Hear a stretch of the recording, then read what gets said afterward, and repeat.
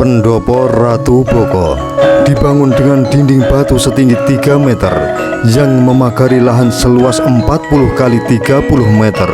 Bangunan ini terhubung melalui jalan masuk di sisi utara, barat, dan selatan yang berupa gapura padu raksa atau gapura beratap.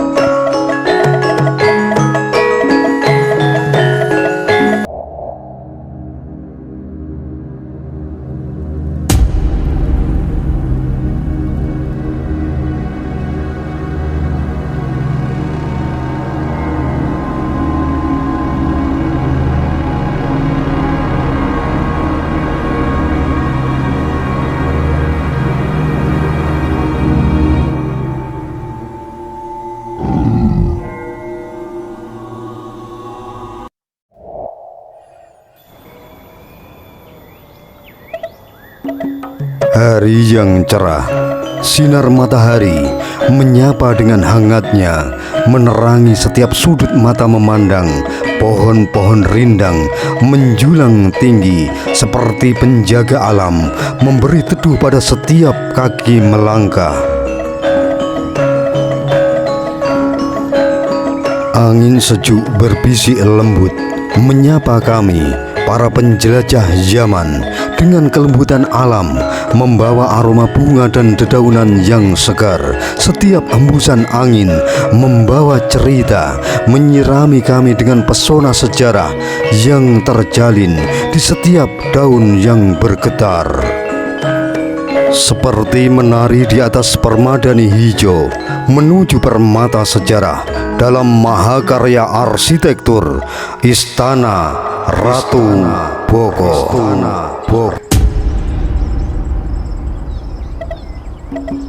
Ya, Istana Ratu Boko atau Candi Ratu Boko adalah permata sejarah yang memancarkan keindahan dan nilai historis yang tak ternilai. Berdiri megah sejak abad ke-8 Masehi, peninggalan kerajaan Mataram kuno atau kerajaan Medang ini menawarkan jejak masa lalu yang mengagumkan.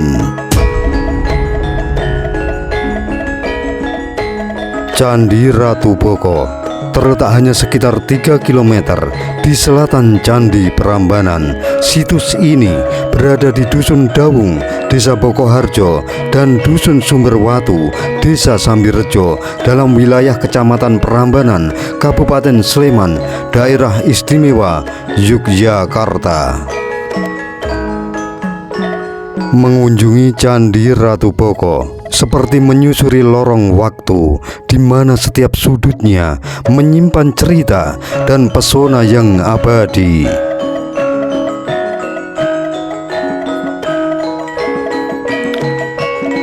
Salah satu daya tarik utama Candi Ratu Boko adalah arsitektur megahnya yang memadukan elemen-elemen candi dan kemegahan istana. Gerbang utama yang kokoh menyambut setiap langkah, membawa kita naik melalui tangga batu menuju dataran tinggi yang menakjubkan. Di sini, sisa-sisa bangunan berdiri sebagai saksi sejarah masa lalu, di mana berbagai aktivitas kerajaan yang pernah ada, serta tempat ibadah yang syarat dengan makna. Setiap sudut candi ini memancarkan aura kemegahan masa lalu dengan relief dan ornamen yang indah, menggambarkan kisah-kisah kejayaan yang abadi.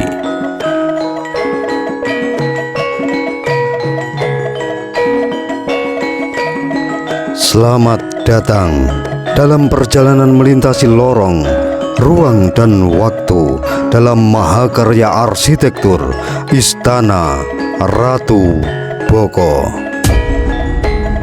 Ya, disinilah kejayaan masa lalu terukir dengan abadi. Candi Ratu Boko atau Istana Ratu Boko yang diperkirakan dibangun pada masa pemerintahan Rake Panangkaran sekitar tahun 746 hingga 784 Masehi dari Wangsa Sailendra, meninggalkan jejak-jejak sejarah dan pemandangan yang memukau di atas bukit.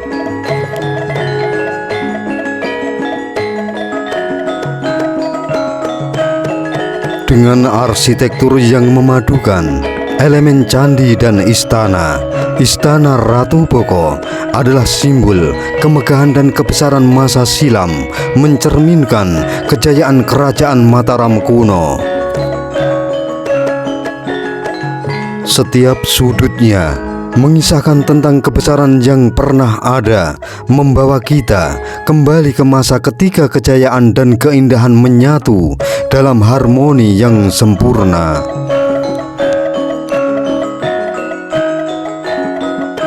Struktur bangunan Candi Ratu Boko bukan sekedar reruntuhan batu belaka, melainkan cerminan keagungan dan kejayaan kerajaan Mataram kuno. Setiap detail arsitekturnya, mulai dari gerbang yang megah hingga tangga dan bangunan pendukung lainnya, mengisahkan cerita tentang harmoni, keindahan dan kebijaksanaan masa lalu. Disinilah batu-batu seolah berbicara, menuturkan kisah-kisah yang abadi, membingkai sebuah panorama sejarah yang memukau dan mengajak kita untuk merasakan sentuhan kemegahan yang tak lekang oleh waktu.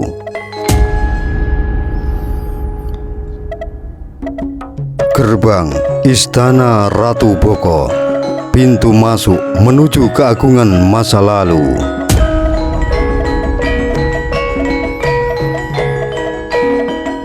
Gerbang masuk Istana Ratu Boko terletak di sisi barat, menjadi titik awal dari perjalanan menakjubkan menyusuri kemegahan masa lalu. Berdiri di tempat yang cukup tinggi, bangunan gerbang ini menciptakan kesan megah dan memikat hati. Gerbang ini dibagi menjadi dua bagian, gerbang luar dan gerbang dalam. Dengan gerbang dalam yang berukuran lebih besar berfungsi sebagai gerbang utama atau gerbang-gerbang. Melalui gerbang ini, kita disambut oleh aura keagungan yang memancar dari setiap sudutnya, membawa kita melintasi lorong waktu menuju masa kejayaan kerajaan Mataram kuno.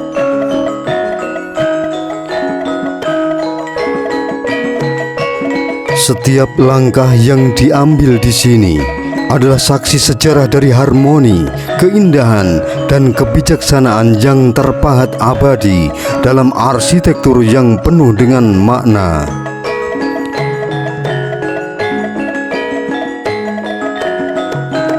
Gerbang luar dan gerbang dalam Istana Ratu Boko adalah simfoni arsitektur. Gerbang utama Istana Ratu Boko adalah sebuah simfoni arsitektur yang memukau, terdiri dari 5 gapura padu raksa yang tersusun sejajar dengan gerbang luar. Keteraturan simetris dari gapura-gapura ini menciptakan tampilan yang mempesona dan harmonis. Setiap gapura padu raksa dihiasi dengan ukiran-ukiran yang detail dan artistik yang menakjubkan, menambah dimensi dan keagungan pada struktur megah ini.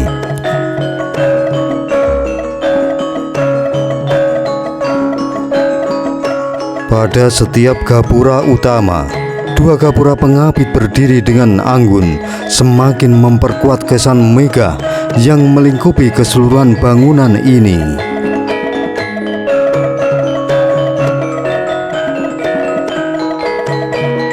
Melalui gerbang luar dan gerbang dalam, kita disambut oleh karya seni arsitektur yang abadi, di mana setiap ukiran dan detailnya berbisik tentang kejayaan masa lalu dan keindahan yang tak tertandingi.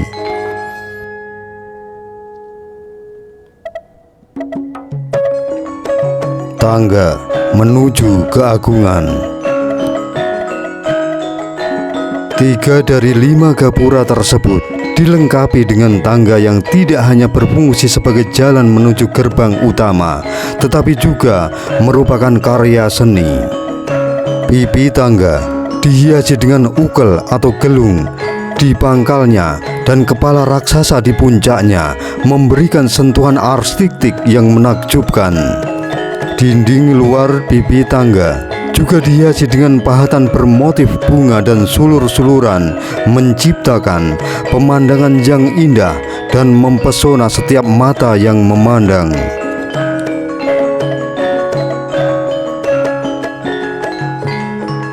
Melangkahkan kaki melalui gerbang Candi Ratu Boko adalah seperti memasuki dunia lain di mana keagungan dan kebijaksanaan masa lalu terukir dalam setiap detail arsitekturnya.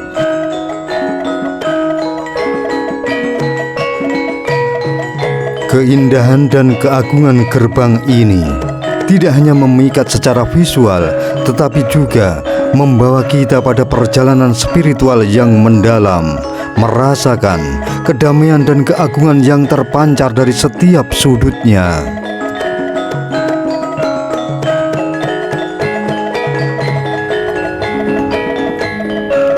Candi Batu Kapur, permata sejarah yang tersembunyi di Istana Ratu Boko.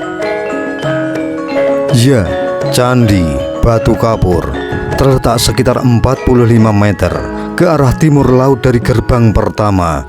Candi Batu Kapur menampilkan keindahan yang sederhana namun memikat hati. Candi Batu Kapur memiliki pondasi berukuran 5 x 5 meter persegi yang dibangun dari batu kapur, sebuah bahan yang memberikan tampilan unik dan berbeda dari candi-candi lainnya di kompleks Candi Ratu Boko.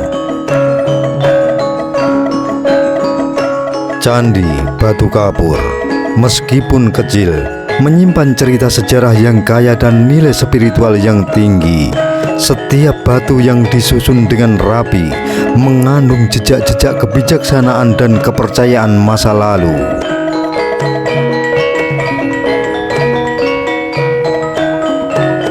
Melangkahkan kaki di Candi Batu Kapur adalah seperti menyelami perjalanan waktu, merasakan energi dan spiritualitas yang terpancar dari setiap sudutnya.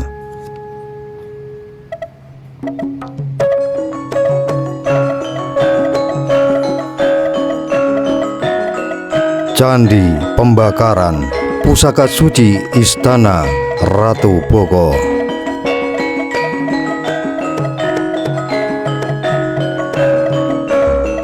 Candi Pembakaran terletak sekitar 37 meter ke arah timur laut dari gerbang utama. Candi Pembakaran merupakan salah satu struktur paling menakjubkan di kompleks Istana Ratu Boko.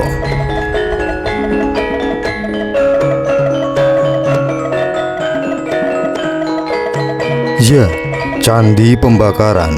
Candi ini tidak hanya menarik perhatian karena arsitekturnya yang unik, tetapi juga karena nilai sejarah dan spiritualnya yang mendalam.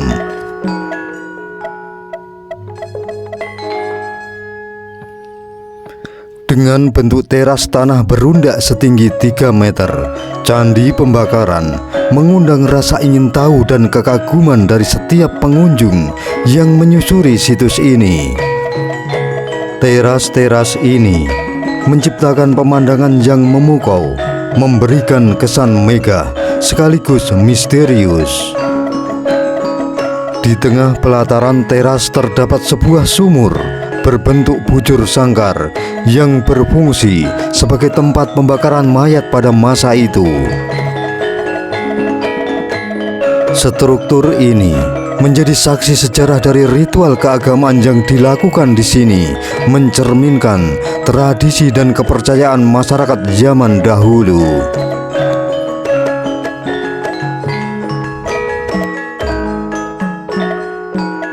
Di dekat Candi Pembakaran terdapat sebuah sumur tua yang dipercaya sebagai sumber air suci.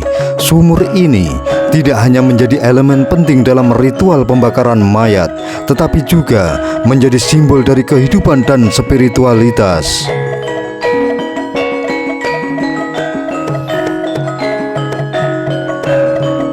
Air dari sumur ini dianggap memiliki kekuatan penyucian yang digunakan dalam berbagai upacara keagamaan. Keberadaan sumur suci ini menambah aura magis dan spiritual pada Candi Pembakaran, mengundang kita untuk merenung dan merasakan kedamaian yang terpancar dari tempat ini.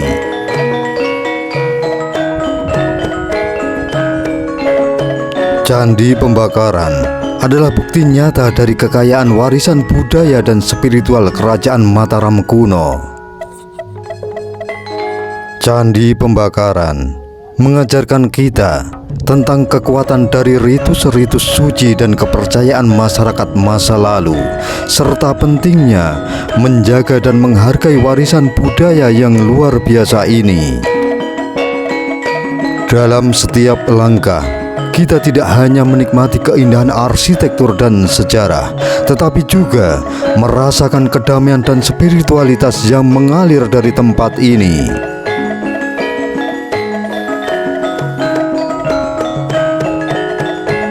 Paseban Ratu Boko, tempat bersejarah untuk menghadap raja.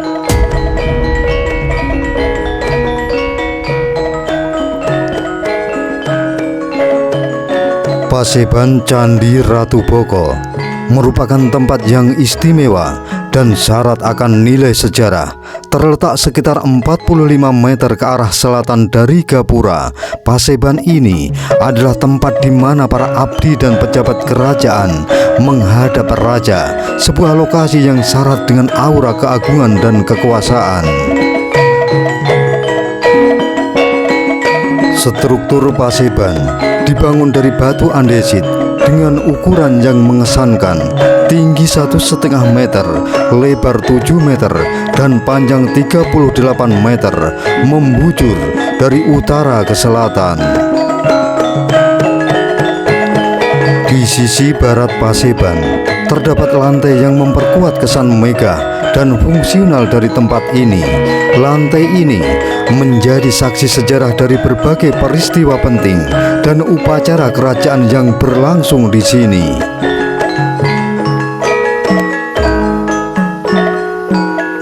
Selain itu, ditemukan 24 pondasi yang menjadi tempat menancapkan tiang-tiang bangunan, serta 4 alur yang diperkirakan bekas tempat berdirinya dinding pembatas.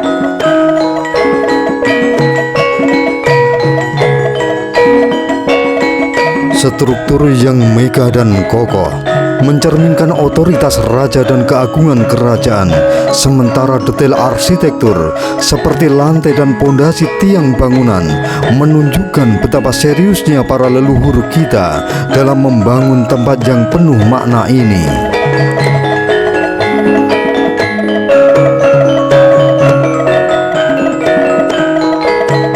Paseban Ratu Boko adalah simbol dari kekayaan budaya dan sejarah Kerajaan Mataram kuno. Setiap batu andesit yang disusun dengan rapi, setiap umpak pondasi, dan setiap alur bekas dinding pembatas menceritakan kisah tentang kebijaksanaan, kekuasaan, dan tradisi yang telah diwariskan dari generasi ke generasi.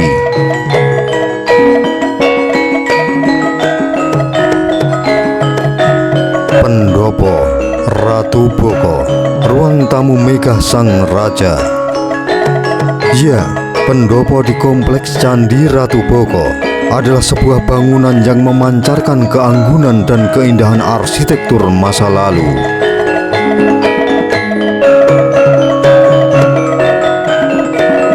Pendopo Ratu Boko terletak sekitar 20 meter dari Paseban. Pendopo ini berfungsi sebagai ruang tamu utama, tempat di mana para tamu dan pejabat kerajaan berkumpul sebelum menghadap raja.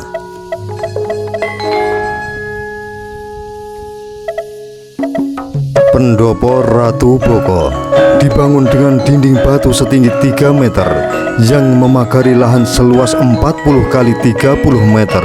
Bangunan ini terhubung melalui jalan masuk di sisi utara, barat, dan selatan yang berupa gapura padu raksa atau gapura beratap.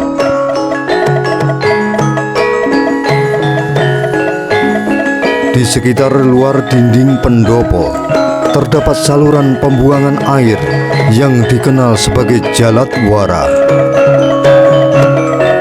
Jalat Wara, saluran ini dirancang dengan cermat untuk mengalirkan air mirip dengan yang ditemukan di Candi Banyunibo dan Candi Borobudur.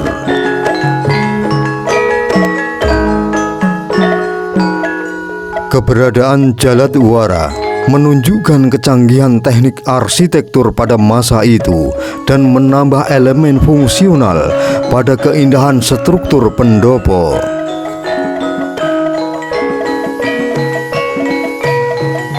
Selanjutnya, di luar dinding sisi tenggara terdapat sebuah teras batu yang masih utuh, menambah keindahan dan keunikan area pendopo.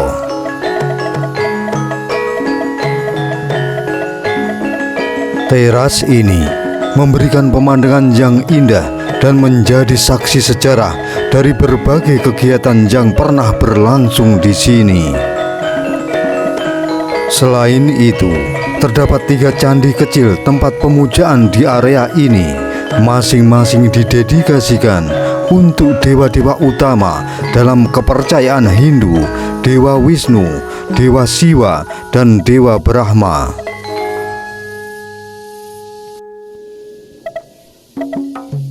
Melangkahkan kaki pada pendopo Ratu Boko adalah pengalaman yang memukau dan tak terlupakan. Setiap detail arsitektur, mulai dari dinding batu yang kokoh hingga gapura padu raksa yang anggun, mencerminkan keahlian dan keindahan seni bangunan masa lalu. Ya, pendopo Ratu Boko bukan hanya sekedar ruang tamu kerajaan, tetapi juga sebuah tempat yang kaya akan nilai sejarah dan spiritual.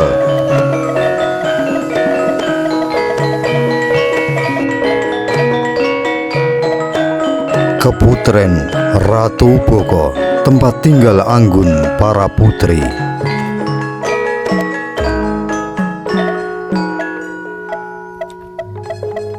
Keputren Istana Ratu Boko adalah sebuah struktur yang memancarkan keanggunan dan kemewahan. Terletak di timur pendopo, keputren ini adalah tempat tinggal para putri keraton, sebuah lokasi yang penuh dengan cerita dan kehidupan istana.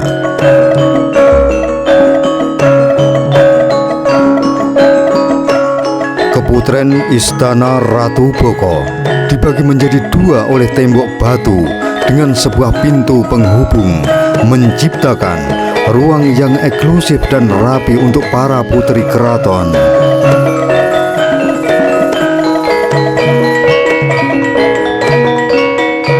Arsitektur struktur ini menggambarkan kehalusan dan keanggunan, dengan setiap detailnya dirancang untuk kenyamanan dan keindahan. Keputren menjadi tempat di mana kehidupan sehari-hari para putri keraton berlangsung, dari kegiatan sehari-hari hingga upacara kerajaan yang penting.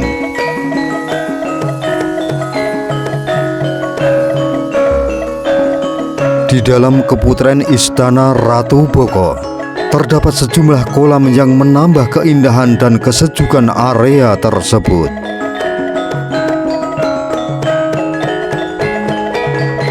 Di dalam area keputren ini terdapat 3 kolam berbentuk persegi serta 8 kolam berbentuk bundar yang berjajar dalam 3 baris.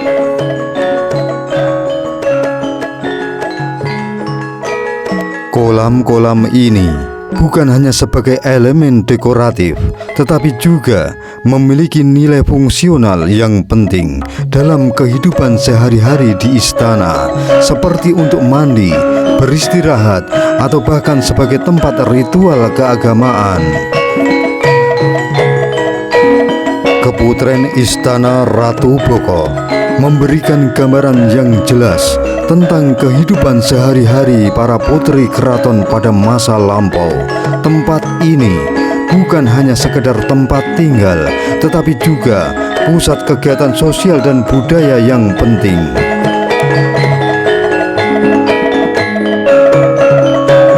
Kolam-kolam yang teratur dan rancangan yang unik mencerminkan status sosial dan keistimewaan para penghuni Keputren ini.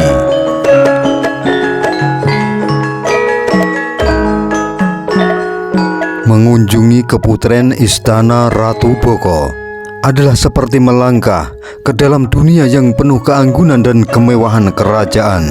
Setiap sudutnya mengandung cerita dan kehidupan dari masa lalu, menawarkan pengalaman yang mendalam tentang kehidupan istana dan tradisi budaya yang kaya. Keputren ini tidak hanya memberikan wawasan tentang kehidupan sehari-hari para putri keraton, tetapi juga tentang nilai-nilai keindahan dan kemegahan dalam arsitektur dan desainnya.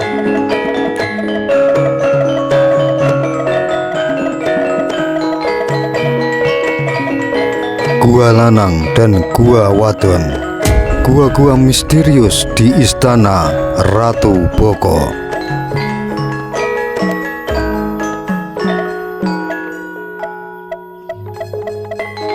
Di lereng bukit, tempat kawasan Istana Ratu Boko berdiri, terdapat dua gua yang mengundang kekaguman dan keingintahuan. Gua-gua ini dikenal sebagai Gua Lanang atau gua laki-laki dan Gua Wadon atau gua perempuan. Masing-masing menawarkan keunikan dan keanggunan tersendiri dalam bentuk dan makna.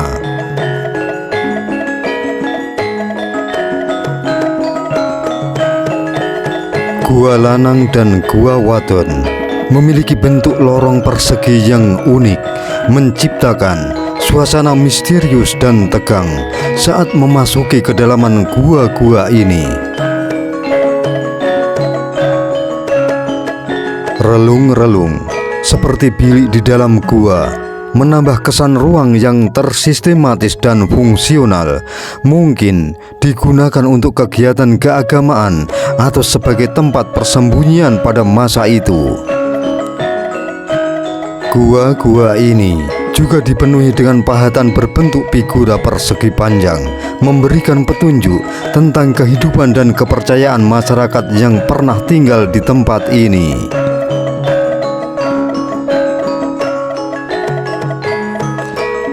Menelusuri Gua Lanang dan Gua Wadon bukan hanya perjalanan fisik, tetapi juga perjalanan spiritual dan sejarah. Setiap langkah di dalam gua-gua ini membawa kita lebih dekat pada kebijaksanaan dan kepercayaan masa lalu.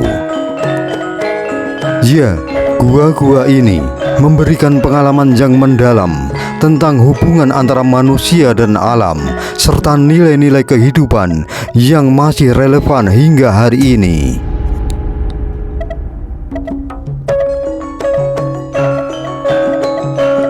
Legenda Ratu Boko.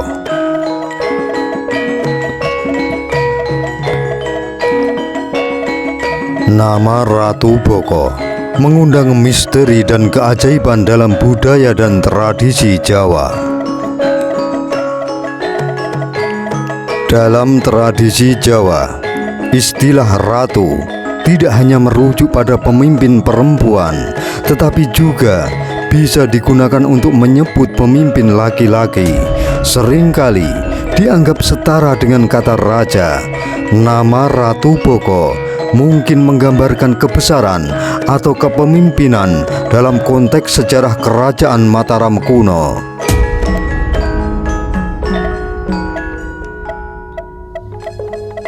Menurut cerita rakyat yang legendaris, Ratu Boko adalah ayah dari Roro Jonggrang, sosok yang terkenal dalam legenda asal-usul Candi Prambanan dan Candi Sewu.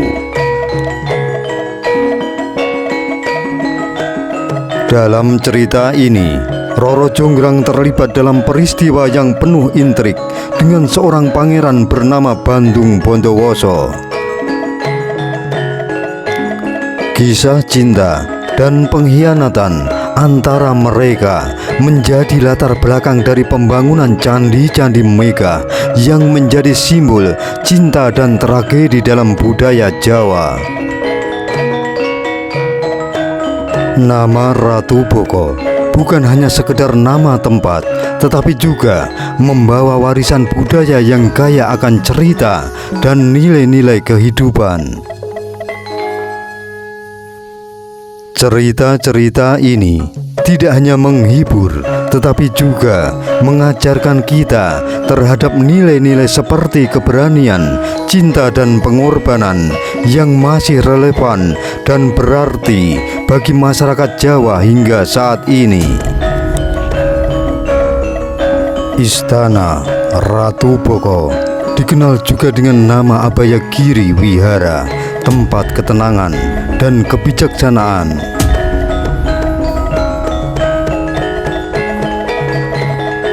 Pada tahun 792 Masehi, pada masa pemerintahan Rake Panangkaran, kompleks Candi Ratu Boko tidak hanya menjadi tempat ibadah, tetapi juga sebuah wihara yang disebut Abayagiri.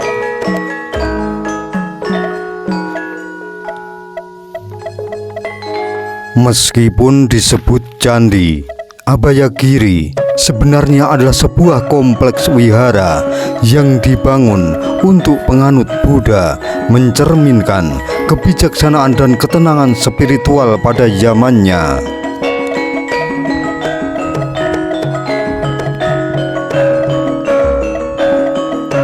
Ketika Rake Panangkaran memutuskan turun dari tahta untuk mengejar ketenangan spiritual, Abayagiri dibangun di perbukitan yang indah dengan luas lahan mencapai 25 hektar. Ya, pembangunan Abayagiri tidak hanya mencerminkan aspirasi pribadi Rake Panangkaran untuk mencari ketenangan batin, tetapi juga menjadi bukti nyata dari perhatian yang mendalam terhadap praktik keagamaan pada masa itu. Kompleks ini tidak sekedar tempat ibadah, tetapi juga menjadi pusat intelektual dan spiritual, menarik para biksu dan pencari kebenaran dari berbagai penjuru.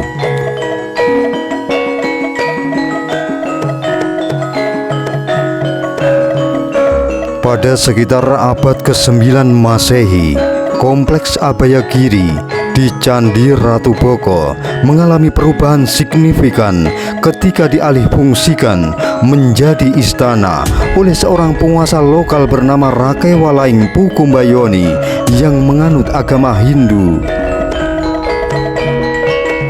Keputusannya ini memunculkan perpaduan unik antara corak keagamaan Buddha dan Hindu yang khas, mencerminkan kemegahan dan kompleksitas budaya pada masa itu.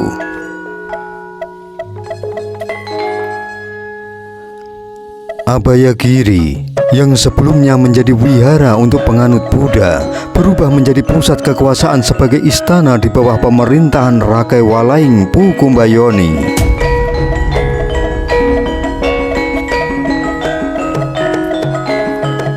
Perubahan ini tidak hanya mempengaruhi fungsi bangunan, tetapi juga estetika dan kebijaksanaan spiritual kompleks ini. Pada masa modern, perubahan ini menjadi cerminan dari dinamika sejarah dan budaya yang mengalir di kompleks ini selama berabad-abad.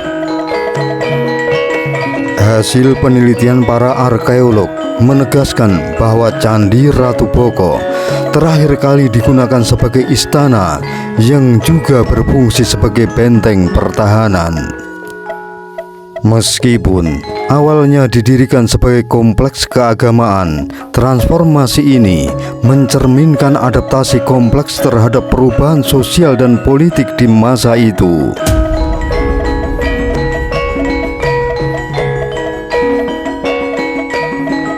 Keberadaan perpaduan keagamaan antara Buddha dan Hindu di situs ini juga menunjukkan toleransi dan integrasi budaya yang dijunjung tinggi dalam sejarah Indonesia.